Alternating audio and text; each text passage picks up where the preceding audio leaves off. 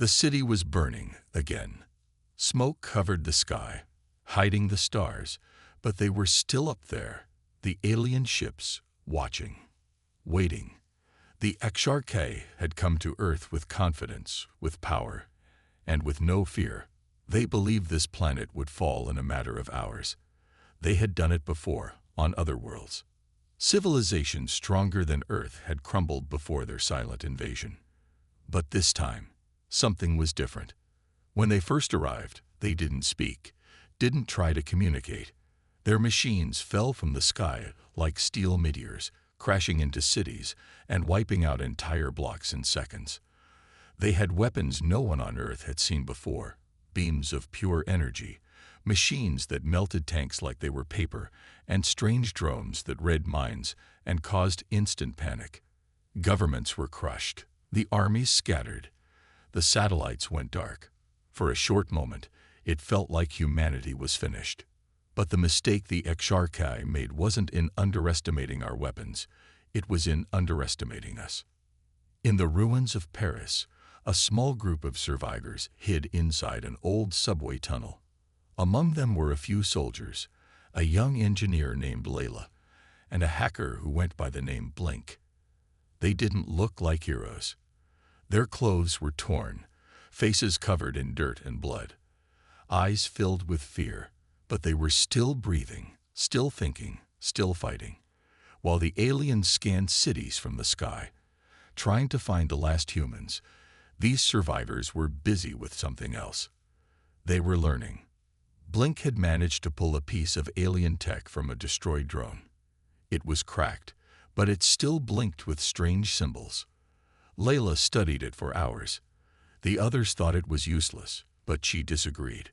"This isn't just a weapon," she whispered one night. "It's a brain. It records. It learns." And that was the second mistake the aliens made. They thought only they could adapt. Every city they attacked responded differently.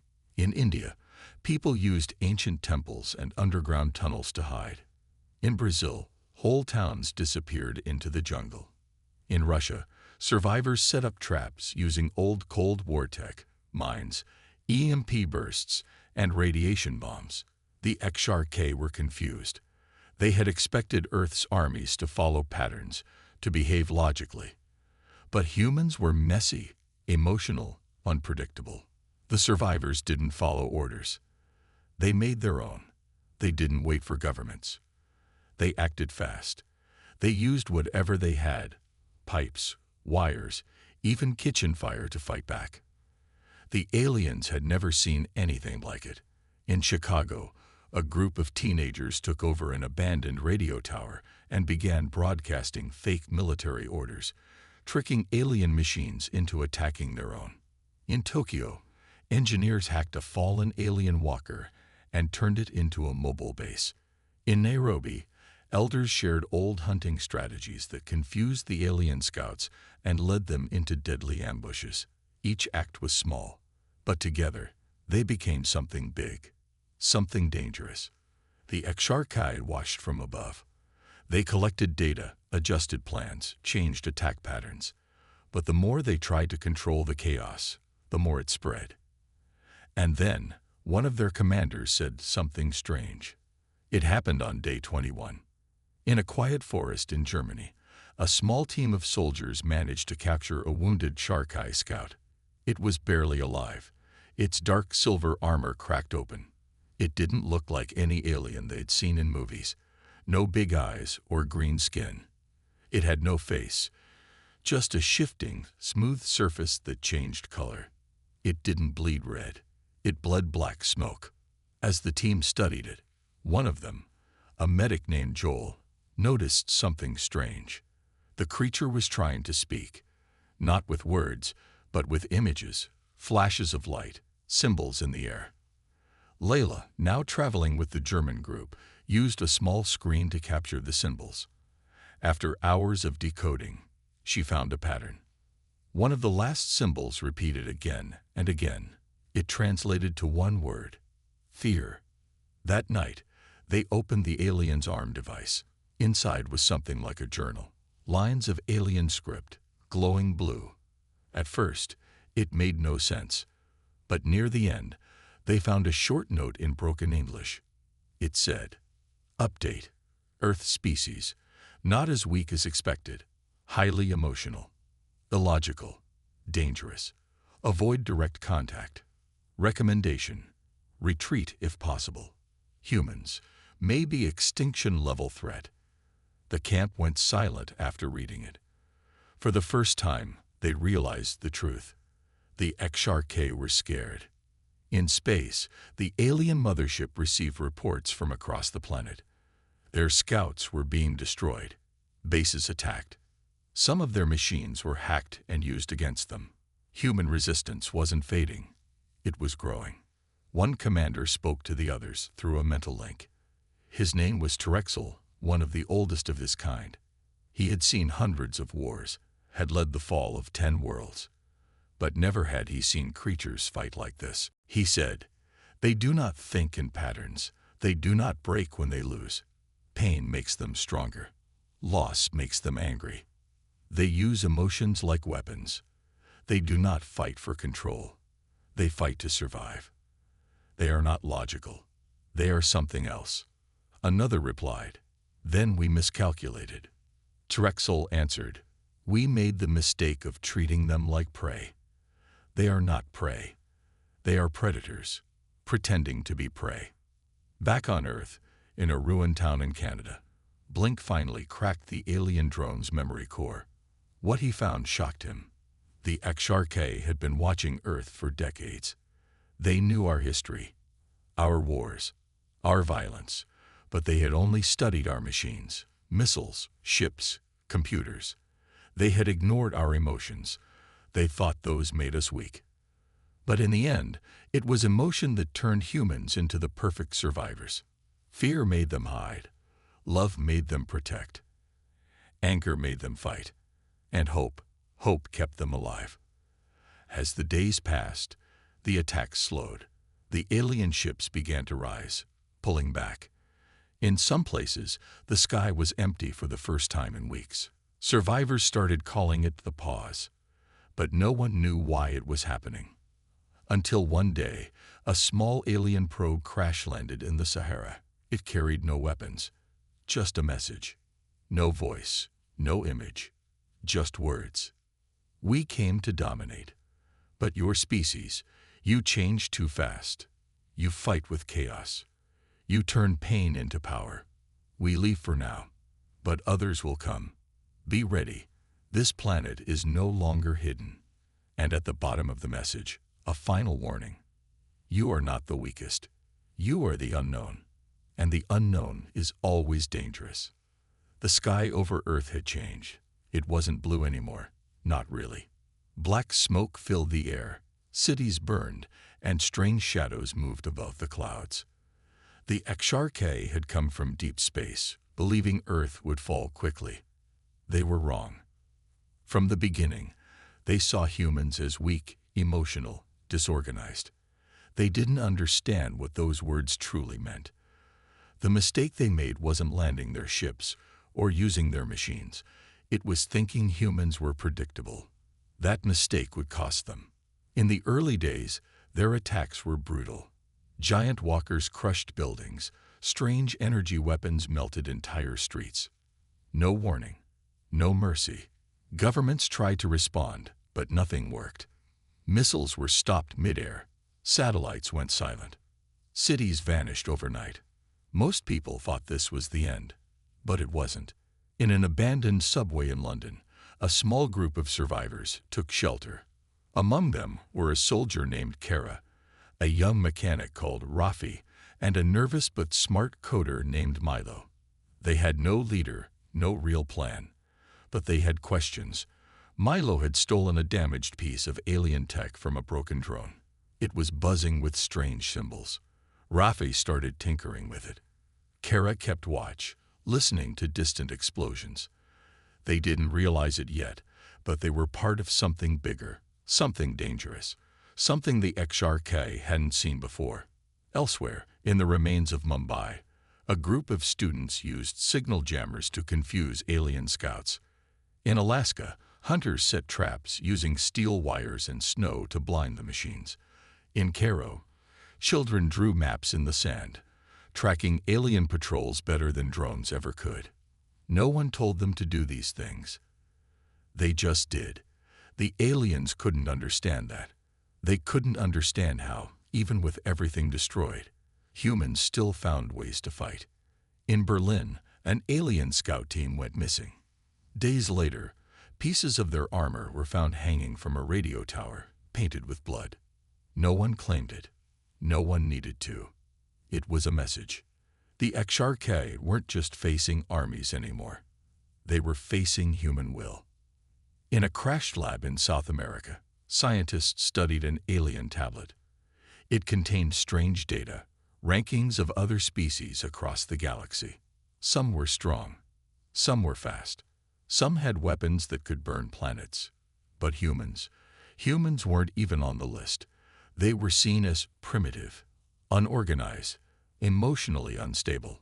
That's what the HFY believed, until Earth started fighting back. One by one, resistance groups began popping up. Not big ones, small pockets, hidden like fire in dry grass. They didn't wait for orders. They used whatever they had. Bicycles with EMPs strapped on, explosive traps made from cooking gas, old radios turned into signal jammers. Every day, the aliens lost more ground, not because humans were stronger, but because they were smarter in chaos. Then came the turning point. In northern Canada, a crashed alien escape pod was found by a team of survivors. Inside was a dying HFY soldier. It didn't try to fight. It tried to speak through symbols, colors, light patterns. A linguist among the group, an old woman named Amara, managed to understand parts of it. What she read shocked everyone. The message said, "Warning, humans adapt too quickly. They are not logical. They are dangerous. Recommend retreat." Amara showed the message to her group, and later to a wider network of survivors who were using secret tunnels to stay connected. The truth began to spread. The aliens were scared. In their mothership, high above Earth, the alien leaders argued. They couldn't agree. Some wanted to crush the humans completely, but others were starting to understand something terrifying. This species was unlike any they had faced before. One leader, called Zertal, spoke to the others. He said, "We misread the signs. Their emotions are not a weakness. They are a weapon. Fear makes them clever. Anger makes them fierce. Pain makes them faster. Hope keeps them from giving up." Back on Earth, Milo finally unlocked a full data log from the alien tech. It had recordings from dozens of locations. Some showed alien victories, but more and more showed something else. Humans fighting back in new ways, ways the machines didn't expect. In Tokyo, hackers tricked an alien AI into attacking its own kind. In Ethiopia, a group of children used mirrors to blind alien flyers and cause them to crash. In Mexico City, survivors lured a massive alien walker into a trap made from collapsing buildings. Every region had its own strategy. Every group fought differently. That made it impossible to predict. The aliens had come to Earth believing in logic and control. They had perfect machines, flawless plans. But Earth wasn't perfect. It was wild, loud, messy. And that chaos, that wild human energy, was their biggest threat. By day 30, something had changed. The alien attacks slowed. Drones flew higher, keeping their distance. Scouts avoided large cities. In some places, they started to pull back. Survivors called it the silence. But no one trusted it. They waited, ready. Then, a strange event happened in the Sahara Desert. An alien beacon crashed into the sand. It didn't explode. It didn't fight. It sent a message in over 300 languages. The message was short, just a few lines. But it changed everything. "We misunderstood you. You do not follow reason. You follow instinct. You fight with heart. We came to break you, but you are already broken. And that is why you are strong. We will leave for now, but others may come. They will not make our mistake." The survivors stood together under the stars, reading the message over and over. They didn't cheer. They didn't cry. They just watched the sky. The war wasn't over, but the first round was won. Not with guns, not with ships, with will. They had left the cities burning, but now they were afraid to return. The HFY, once proud and calm, began to feel something they were not built to understand: fear. Their machines were still stronger, their weapons still faster, but something had changed in the war, something they could not control. It began in a broken bunker under what was once a peaceful village in Poland. A girl named Rena had survived a psychic attack from an alien scout. She should have lost her mind. Others did, but she didn't. Instead, she stared at the alien and made it stop. No one knew how. It just froze. The machine next to it exploded, and then Rena passed out. When she woke up, she remembered a dream or a vision. She saw the alien's thoughts. She saw its fear. She saw something it was hiding. After that day, more humans reported strange reactions. A man in Brazil said he heard voices in his sleep, alien voices. A boy in Kenya could feel when the aliens were nearby, like a pressure in his head. Some people could suddenly trick alien drones into chasing ghosts. Some could make them stop working just by thinking. The survivors called it mind glitch. Scientists called it impossible. But it kept happening. The aliens had been using psychic weapons from the start. Small pulses to break human emotions, to cause panic and fear. But now it was backfiring. The humans were pushing back, and the HFY had no defense against that. Inside the alien mothership, the leaders gathered again. One of them, the elder named Vexilov, said, "We have triggered evolution." His voice echoed inside the minds of the others. This species was dangerous before. Now it is changing. They are becoming something new. The aliens had used thought as a weapon for centuries. On other worlds, it made enemies surrender. But on Earth, it awakened something deeper. Not every human could resist it, but enough could. And those who could began to train each other. In dark basements and caves, survivors gathered in circles. They didn't use computers. They used memory, focus, emotion. Some called it thought shielding. Others called it dream war. But whatever it was, it scared the invaders. A soldier named Danny, who had lost her entire family, found she could project images into alien minds. She didn't know how, only that when she felt pain, they saw it. And when they saw it, they screamed. The aliens, who once floated through human cities like ghosts, now ran from shadows. They started to break apart mentally. They were not built to handle fear. Their own psychic weapons turned against them. What once gave them power now fed the enemy. More reports came in. Alien machines shutting down in front of crying children. Elite scouts collapsing during human songs. Mothership signals turning into static when certain emotions were broadcast. Humans had found a new weapon. Not steel, not fire. Thought, emotion, imagination. The aliens had made a mistake again. They thought only they could use the mind as a tool. But human minds were wild, untrained, filled with chaos. And that was what made them powerful. By the end of the third month, the battlefield had changed completely. The war was no longer about ships or guns. It was about control of the mind. And the HFY were losing that war. Fast. In a final secret report sent to the edge of space, a panicked alien scientist wrote one last warning. Their minds do not follow patterns. Their dreams do not end. Their pain is deep. And in that pain, they have found something we cannot understand. We gave them fear, and they turned it into fire. The skies were no longer silent. The HFY had never imagined humans could fight like this. They had underestimated Earth in every way. And now, they were learning a terrible lesson. As the war raged on the planet, the humans started doing something unexpected. something even more dangerous than anything the HFY had ever seen. They took the fight to space. It began with small ships, scavenged from abandoned military bases, space stations, and old satellites. Humans had no grand fleet, no massive ships, just a few stubborn survivors with enough determination to keep fighting.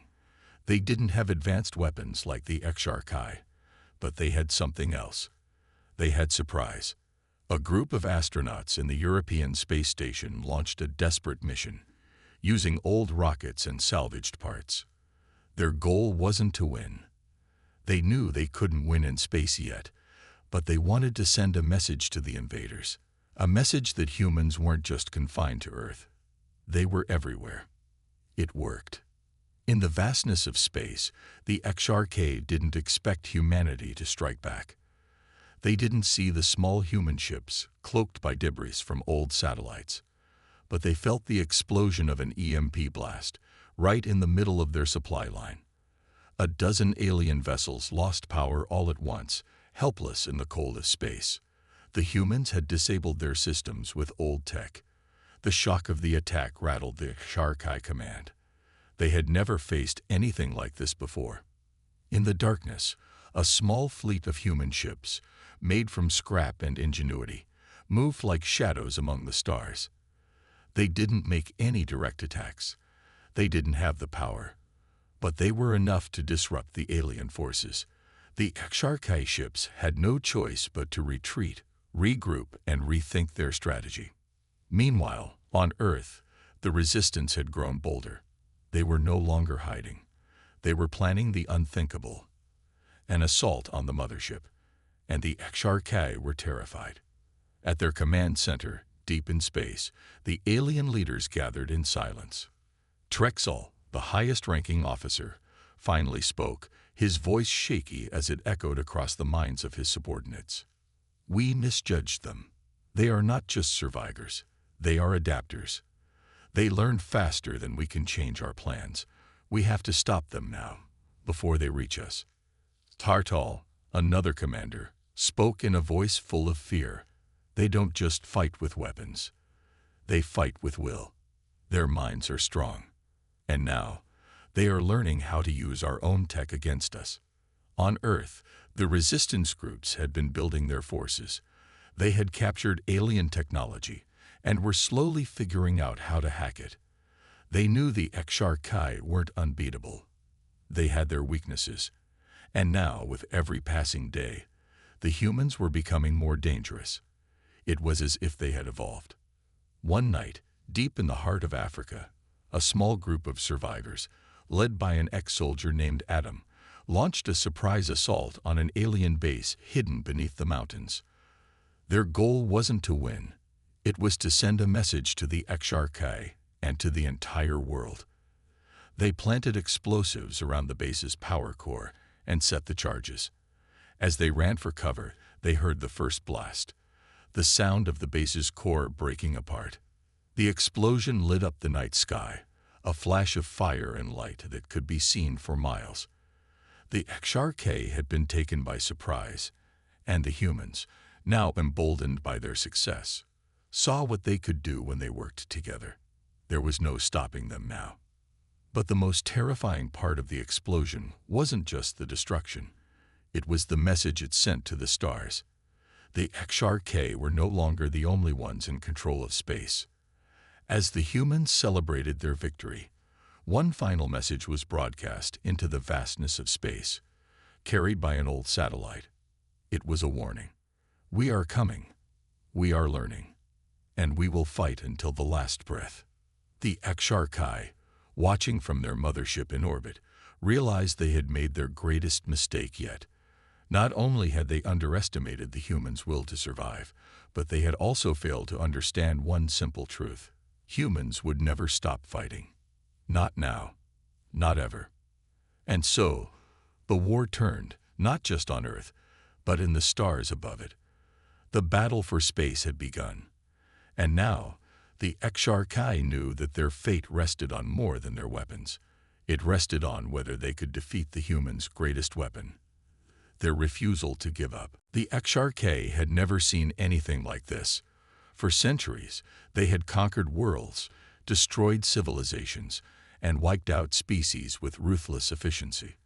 But Earth was different. The humans were different. They had expected a short, easy war.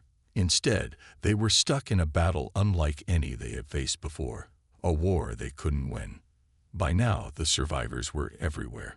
Cities that had once been ruined were slowly being rebuilt. Resistance groups, once scattered and afraid, were now organized and bold. They had learned how to use the alien technology, how to fight back, how to make their enemies feel the same fear they had felt. And most terrifying of all, they were learning how to strike where it hurt the most. But the HFY weren't going to surrender. They never surrendered. They had always been the conquerors, the ones who took control. However, now, deep within their mothership, the leaders of the alien force knew their situation was dire. They had to make a choice: stay and fight until they were wiped out, or leave and find another world to conquer. But leaving Earth, that was not an option. The human mind, as they had learned, was a weapon. Every day, the humans adapted more quickly, learning faster than the HFY could evolve their strategies. The resistance forces were using everything, from old weapons to new tactics, from mind tricks to ancient strategies, that even the alien commanders couldn't predict. And the humans had one thing that the HFY didn't: hope. One night, as Earth's sky flickered with explosions and flashes of alien lasers, a message was broadcast into the stars. It was not a victory cry, not a boast. It was simple, quiet, and full of defiance. It was a message that traveled across the stars, reaching the HFY mothership and anyone who might be watching. Run while you can. It was sent by a human leader named Jax, a quiet man who had once been a teacher, now a general. He had led his people through every setback, every battle, and he had never given up. Even as the skies over Earth burned, he still believed they could win. His words were calm, but powerful. The HFY leaders were furious when they received the message. They had underestimated the humans' resilience, their will to fight. They had thought they could control this world, break its people, and force them to kneel. But they had failed. They had pushed too far. And now, it was too late. Terexel, the leader of the HFY forces, was not used to failure. He had conquered many worlds, watched entire civilizations bow before his army. But here, on Earth, he felt something different: a pressure, a shift in the air. It was as if the entire planet was holding its breath, waiting for the final blow. He stood in the control room of the mothership, watching the blue and green globe of Earth on the monitor. It was beautiful. It was fragile. It was full of life. And that was the problem. The HFY had underestimated the power of life, the power of a species that was willing to sacrifice everything to protect their home. The human spirit was something the aliens hadn't accounted for. They had come to Earth thinking they could crush its people. Now, they realized they were the ones being crushed. The humans had learned to use their own fear against them. They had taken their pain, their anger, and turned it into weapons of incredible power. Every battle felt like a lesson to the humans: fight harder, fight smarter, and never stop fighting. For a moment, Terexel and his commanders were silent. They were all thinking the same thing: how long can we keep this up? Across Earth, resistance groups were working in the shadows, preparing for the final battle. The humans had figured out something crucial: their enemies, the HFY, were not invincible. They had weaknesses, vulnerabilities, just like every other species. The humans had learned how to strike at the heart of their technology, how to disrupt their machines, how to fight back in ways the HFY could never have imagined. And now, the humans were preparing for the ultimate confrontation. Jax had one goal: to end this war, once and for all.